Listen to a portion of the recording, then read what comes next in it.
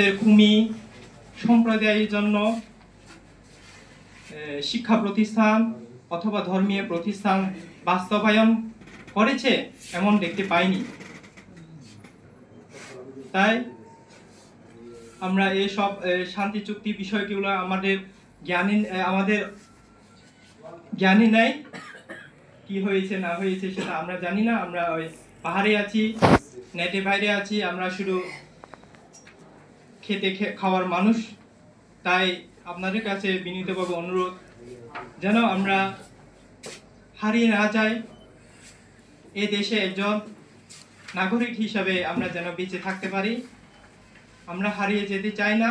আমরা সকলে মিলে লাল সবুজের পতাকার তলে দীর্ঘদিন ধরে আমরা থাকতে চাই।